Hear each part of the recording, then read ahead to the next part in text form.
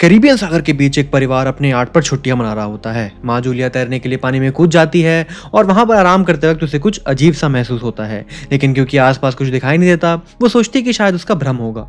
कुछ सेकंड बाद वही अजीब एहसास फिर से होता है। इस बार भी कुछ नजर नहीं आता, लेकिन वो अब घबरा जाती है और याट की तरफ वापस तैरना शुरू कर देती है। तभी अचानक से कोई उसकी टांग खींचने लगता है और वो मदद के लिए जोर जोर से चिल्लाने लगती है। उसकी बेटी कैसी हेडफोन लगाकर म्यूजिक सुन रही होती है, इसलिए उसे कुछ सुनाई नहीं देता। पति टॉम और बेटा बेन मछली पकड़ने में व्यस्त होते हैं। जूलिया पानी के ऊपर टिकने की कोशिश करती है, लेकिन मुंह में पानी चले जाने की वजह से उसका चिल्लाना और मुश्किल हो जाता है। थोड़ी देर बाद टॉम को एहसास होता है कि काफी देर से उसने अपनी वाइफ जूलिया को नहीं देखा है। वो याट पर उसे ढूंढता है और फिर अपने पत्नी को वो खतरे में देख लेता है। वो बच्चों को बुलाता है और याट को उस तरफ लेकर के जाता है और फटाफट पानी में कूद जाता है। जल्दी से जूलिया तक पहुंचकर उसे संभालता है और उसे याट की तरफ तैरता हुआ ले आता है। दोनों बच्चे अपने माँ बाप को ऊपर की तरफ खींच लेते हैं और पूरा परिवार जूलिया को संभालता है, लेकिन जूलिया खुद को समझाती है कि शायद लहरों की वजह से ऐसा कुछ हुआ होगा। फिर रात को सब मिलकर बेन का जन्मदिन मनाने लगते हैं। फिर कैसी को उसके बॉयफ्रेंड का कॉल आता है और वो लैपटॉप लेकर के बाहर चली जाती है। वीडियो कॉल में उसका बॉयफ्रेंड दिखाता है कि शहर के ऊपर बड़े बड़े काले बादल छाए हुए हैं। कॉल ग्लिच होकर फ्रीज हो जाती है और कैसी ये बात अपने परिवार को बताने आती है,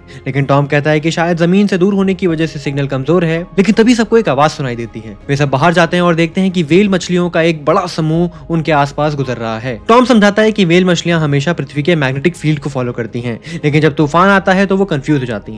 अचानक याट जोर से हिलती है और बेन गिर जाता है। टॉम को चिंता होती है कहीं याट को कुछ नुकसान तो नहीं पहुंचा, इसलिए वो डाइव करके नीचे चेक करने चला जाता है। कुछ देर बाद वो सतह पर वापस आता है, लेकिन उसके कंधे पर एक बड़ा घाव हो चुका था। जूलिया तुरंत उसका जख्म सीती है। टॉम बताता है कि पानी के अंदर उसे ऐसा लगा जैसे उसके पीछे कोई बहुत बड़ा जीव था, लेकिन जब उसने मुड़कर देखा तो प्रोपेलर से कट लग गया। वो कहता है कि जो भी कोई चीज थी वो बहुत बड़ी थी। टॉम को याट पर काफी नुकसान दिखाई देता है, इसलिए उन्हें मदद बुलानी पड़ती है। जूलिया बार बार रेडियो पर कोशिश करती है, कैसी फोन पर सिग्नल ढूंढती है, लेकिन कुछ भी काम नहीं करता। तभी कैसी को एक अजीब सा जीव दिखाई देता है और वो चिल्ला उठती है, लेकिन वो बस बेन होता है जो मास्क पहनकर मजाक कर रहा होता है। कुछ देर बाद याट पूरी तरह से बंद हो जाती है और समुद्र के बीच में फंस जाती है। जूलिया को रेडियो में एक आवाज सुनाई देती है, लेकिन आवाज इतनी खराब होती है कि उसे कुछ समझ नहीं आता। टॉम अपने परिवार को बताता है कि उनके पास सिर्फ 4 दिन का खाना पानी बचा है और अब उन्हें किसी मछली पकड़ने वाली नाव का इंतजार करना होगा। अचानक रडार पर कुछ डिटेक्ट होता है और परिवार को एक अजीब सी आवाज सुनाई देती है। सब दौड़कर बाहर आते हैं और हैरानी से देखते हैं कि सारे मेटेरॉइड जमीन पर गिर रहे हैं। जहां जहां मेटेरॉइड गिरते हैं वहां वहां बड़े बड़े धमाके हो रहे हैं।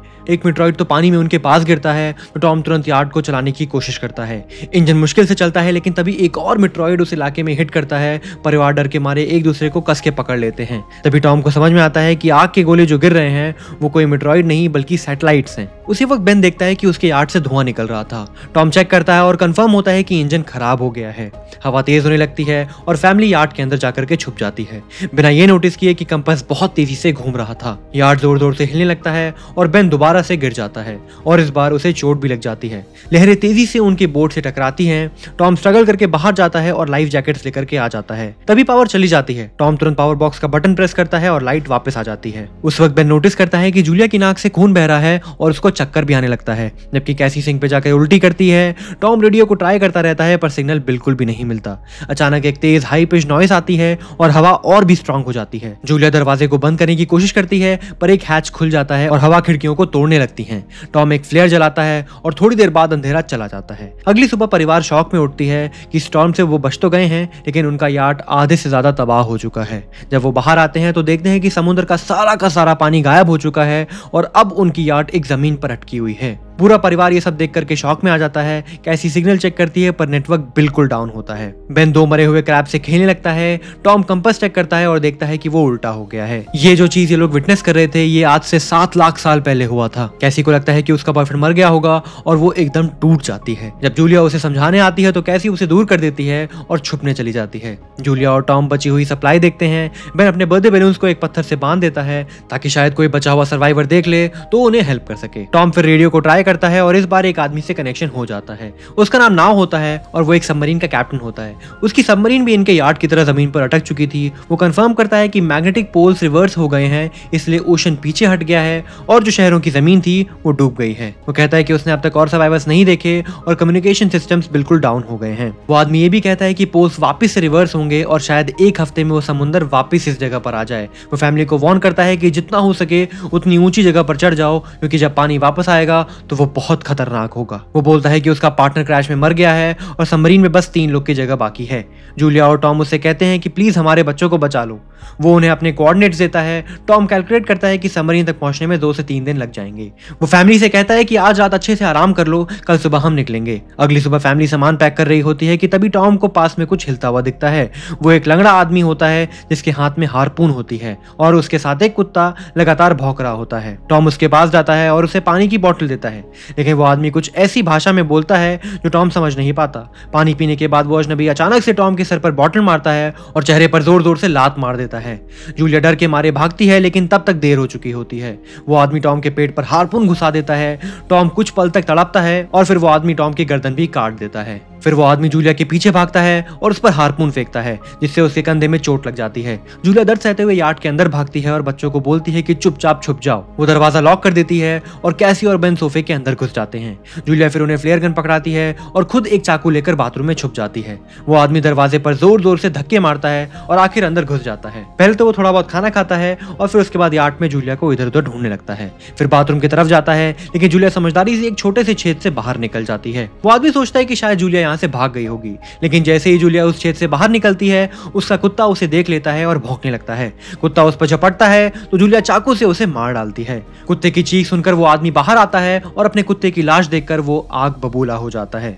इस बीच जूलिया यार्ड के दूसरे साइड से अंदर जाने की कोशिश करती है। वो ऊपर चढ़ती है और टूटी हुई खिड़की से अंदर घुस जाती है, लेकिन वो आदमी पहले ही वहां पहुंच जाता है। वो उसे पकड़कर जोर से मुक्का मारता है, जिससे वो नीचे गिर जाती है। जूलिया फर्नीचर पकड़कर बचने की कोशिश करती है, लेकिन वो आदमी उसे लात मारकर दूर फेंक देता है। फिर वो उसकी कलाई पर पैर रख देता है ताकि वो चाकू दोबारा छू ना सके, और उसका बाल पकड़कर वो उसके चेहरे को जमीन पर मारता है और फिर वो जूलिया को सोफे पर फेंक करके उसका गला दबाने लगता है। बच्चे ये सब कुछ देख रहे होते हैं। कैसी बाहर निकलकर फ्लेयर गन चलाती है और सीधा उस आदमी को लगती है। वो जल उठता है और यार्ड में आग फैलने लगती है। बच्चे और जूलिया भागने लगते हैं, लेकिन जूलिया तब से वापस आती है और उस आदमी को एक लात मारती है और मैप और बैग उठा करके वहां से भाग जाती है। बेन और कैसी अपने पापा के पास जाकर रोने लगते हैं। जूलिया भी उनके साथ बैठती है और तीनों मिलकर आंसुओं के साथ टॉम को आखिरी अलविदा कहते हैं। तभी वो डरावना आदमी उस नाव से बाहर निकल आता है और फैमिली फिर से भागने लगती है। कुछ देर बाद वो नाव एक बड़े धमाके के साथ उड़ जाती है। थोड़ी दूर चलने के बाद वो लोग एक छोटे से झरने के पास रुकते हैं ताकि थोड़ा आराम कर सकें। कैसी सोचती है कि शायद वो पागल आदमी उनके पास वो गुब्बारे देखकर आया हो। ये सुनकर बेन खुद को कसूरवार मानता है कि इसी की वजह से शायद इसके पापा की डेथ हुई है।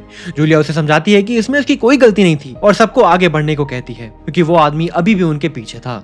रास्ते में एक छोटे से तालाब के पास बेन एक मरी हुई शाख को देख करके हैरान हो जाता है।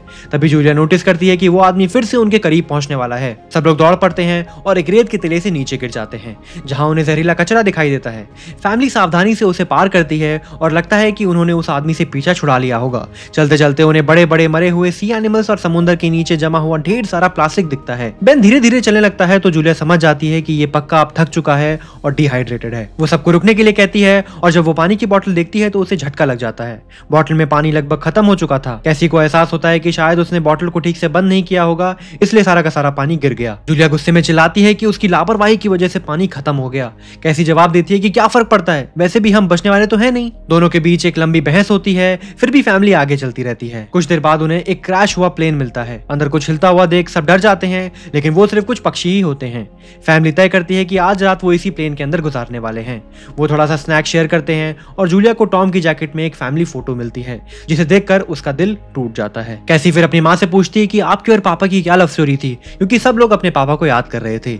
जूलिया मुस्कुराकर बताती है कि टॉम हॉस्पिटल में मेरा पेशेंट था, फिर एक दिन उसने फूल और एक प्यारी सी कविता देकर अपना प्यार जताया था। रात के बीच में कैसी प्लेन के बाहर जाती है, तभी वो डरावना आदमी उसे पीछे से पकड़ने की कोशिश करता है, लेकिन जूलिया अचानक पीछे से उस पर टूट पड़ती है और बार बार चाकू से उस पर वार करती है और उसे मार डालती है। कैसी अपनी माँ को गले लगाकर शांत करती है और अगली सुबह उस आदमी की लाश पर कीड़े गुंड पड़े होते हैं। फैमिली नोटिस करती है कि उसके शरीर पर काफी कटने के निशान हैं, मतलब इस एरिया में कोई खतरनाक जीव छुपा हुआ है। जैसे ही वो लोग वहां से निकलते हैं, क्रैब्स उसके मुंह से बाहर निकल जाते हैं। कुछ घंटों बाद जूलिया और कैसी मैप देख रही होती हैं, लेकिन बेन धीरे से आगे निकल जाता है। जूलिया चिल्लाती है रुक जाओ, लेकिन बेन एक तालाब में झुककर पानी पीने लगता है। जूलिया तुरंत से खींचकर उसको बाहर निकालती है और समझाती है कि अनजान पानी में बीमारी हो सकती है। धूप बहुत तेज हो जाती है तो फैमिली अपने सिर पर कपड़े ढक लेती है। बेन को तभी गर्मी की वजह से खूब चक्कर आने लगते हैं। तभी उन्हें कुछ पुरानी कुर्सियां मिलती हैं और जूलिया और कैसी उसकी मदद से एक टेम्परेरी शेल्टर बनाते हैं। जूलिया बेन को इंजेक्शन लगाती है और तय करती है कि वो आज रात यहीं बिताने वाले हैं।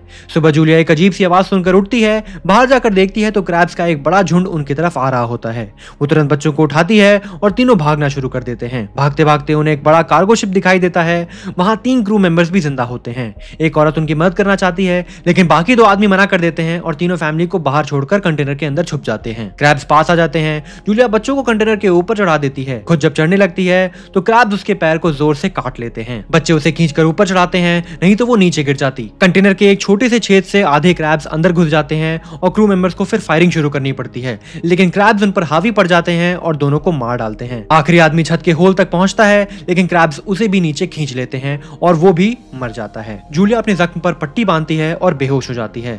कुछ देर बाद जब वो उठती है तो खुद को रेत के तूफान के बीच अकेली पाती है। वो घबराकर बच्चों को ढूंढने लगती है। एक मरी हुई औरत का हथियार उठाती है और जोर जोर से चिल्लाने लगती है। कैसी उसकी आवाज सुनकर लौट आती है और बताती है कि वो और बेन मदद खोजने के लिए आगे गए थे, लेकिन उन्हें कोई भी नहीं मिला। फिर दोनों बेन से मिलते हैं, जिसे एक खुला कंटेनर मिलता है जहां वो तूफान खत्म होने तक रुकते हैं। जूलिया टॉम का लाइटर निकालती है और अपने जख्म को जलाकर बंद कर देती है, जो बेहद दर्दनाक होता है। तूफान थमने के बाद उन्हें एक कंटेनर मिलता है जिसमें खूब सारा पानी होता है और फिर वो तीनों मिलकर के अपनी प्यास बुझाते हैं। फिर जूलिया उन तीनों मरे हुए लोगों की बॉडी चेक करती है और उसे वहां पर एक रेडियो और एक गन भी मिलती है। जूलिया नाव से संपर्क करती है और बताती है कि उनका मैप खो चुका है। इस पर नाव बताता है कि उन पर अर्थपॉड्स ने हमला किया था। वो अब ऐसे जीव हैं जो ऑक्सीजन की वजह से पूरी तरह पागल हो चुके हैं। अब नाव फैमिली को जल्दी करने को बोलता है, क्योंकि उसके इंस्ट्रूमेंट के कैलकुलेशन के हिसाब से समुद्र उम्मीद से पहले वापस आने वाला है। वो एक फ्लेयर शूट करता है और फैमिली उस दिशा में चलना शुरू कर देती है। लंबी वॉक के बाद फैमिली को एक टूटा हुआ टॉयलेट मिलता है जिसमें बेन पेशाब करता है। वो लोग आखिरकार सबमरीन को पास ही देख लेते हैं, लेकिन वहां पहुंचने के लिए उन्हें एक बड़ा चट्टानी रास्ता पार करना होगा। जैसे ही वो रास्ते से गुजरते हैं, दीवारें हिलने लगती हैं और पत्थर गिरने लगते हैं, जिससे एक भयंकर रॉक स्लाइड हो जाता है और जूलिया तुरंत अपने बच्चों को साइड में धक्का दे देती है और खुद भी पीछे हट जाती है ताकि वो कुचली ना जाए। अब एक पत्थर की दीवार उनके बीच आ गई है। जूलिया बच्चों से कहती है कि वो आगे बढ़ जाएं और उसकी टेंशन ना लें, लेकिन कैसी मना करती है और जोर देती है कि उसकी मां को चढ़ने की कोशिश करनी चाहिए। बहुत बहस होती है और चिल्लाने के बाद जूलिया वादा करती है कि वो बाद में अपने बच्चों को ढूंढ लेगी। मजबूर होकर कैसी अपने भाई को खींचकर आगे ले जाती है। बच्चे चट्टानी रास्ता चढ़कर सबमरीन की तरफ भागते हैं, लेकिन वहां पहुंचकर वो देखते हैं कि नाव बाहर खून में एकदम लटपट खड़ा हुआ है। वो समझाता है कि उसके लिए सब कुछ खत्म हो चुका है और अब वो भी जिंदा बचने वाला है नहीं, और वो फिर उन बच्चों को कहता है कि अब तुम ये सबमरीन ले सकते हो। अब जैसे ही कैसी देखती है कि यहाँ पर 3 लोग की जगह है और हम 2 ही लोग बचे हैं, तो वो फटाफट अपने माँ की तरफ भागते हुए जाती है। तभी जूलिया क्रैब्स को आता देखती है और वो फायरिंग शुरू कर देती है। कुछ क्रैब्स को वो मार देती है, लेकिन झुंड बहुत बड़ा होता है और सबसे लड़ना बहुत मुश्किल हो जाता है। उसी वक्त कैसी दीवार के ऊपर दिखाई देती है और हाथ आगे बढ़ाती है, तो जूलिया अपने घायल पैर के बावजूद तेजी से चढ़ने की कोशिश करती है। कैसी की मदद से वो दूसरी तरफ पहुंच जाती है और दोनों साथ में सबमरीन की तरफ भागने लगते हैं। बेन पहले से ही सबमरीन के ऊपर खड़ा होता है और फायर को खोल देता है, ताकि जब तक इसकी फैमिली ऊपर चढ़ रही है तब तक क्रैब्स डिस्टर्ब रहें। वो केकड़े नाव के शरीर तक पहुंचते हैं और तुरंत उसे खाने लग जाते हैं। जूलिया गन उठाती है और फायरिंग जारी रखती है। जब तक बच्चे अंदर नहीं चले जाते तब तक वो फायरिंग करती रहती है। जब वो बच्चे सुरक्षित अंदर चले जाते हैं, जूलिया समझती है कि गोलियां खत्म हो चुकी है और वो उस गन को केकड़ों के ऊपर फेंक देती है और खुद भी अंदर जाकर के हैच को अच्छे से लॉक कर देती है। और पूरा परिवार फिर क्रैब्स को सबमरीन के चारों तरफ खिड़की से देखता है। इसी वक्त समुद्र वापस आ जाता है, तो तीनों तुरंत अपनी सीटों पर बैठकर बेल्ट पहन लेते हैं और एक दूसरे का हाथ पकड़ लेते हैं। तेज लहरें सबमरीन को इधर से उधर जोर जोर से फेंकना शुरू कर देती है, जिससे जूलिया को पूरी जर्नी के विजन दिखने लगते हैं और कैसी उल्टी कर देती है। जल्दी वो हाई पिच आवाज वापस आती है और फैमिली बेहोश हो जाती है। कुछ देर बाद जूलिया और बच्चे होश में आते हैं और खुद को जिंदा देखकर खुश हो जाते हैं। वो हैच अनलॉक करके बाहर निकलते हैं और देखते हैं कि लहरों ने सबमरीन को एक तबाह शहर में लाकर गिरा दिया है। यानी अब जिंदा रहने के लिए नया जीवन शुरू करने की उम्मीद है, और यहीं पर फिल्म खत्म हो जाती है। दोस्तों प्लीज मुझे कमेंट्स में बताइएगा कि आपको इस फिल्म की एंडिंग कैसी लगी, क्योंकि फिल्म पूरी थ्रू आउट इतनी अच्छी थी, बहुत अच्छी थी। बहुत अच्छा सर्वाइवल दिखाया, बहुत अच्छा फैमिली का कॉन्सेप्ट दिखाया कि कैसे एक दूसरे की हेल्प कर रहे हैं, बट एंडिंग आकर के एकदम ही बेकार कर दिया। और अगर आप इस चैनल पे नए हैं तो प्लीज इसको सब्सक्राइब कर लीजिए और इस वीडियो को लाइक करके शेयर करिए, ताकि और भी लोगों को इस स्टोरी के बारे में पता चल पाए। Thank you.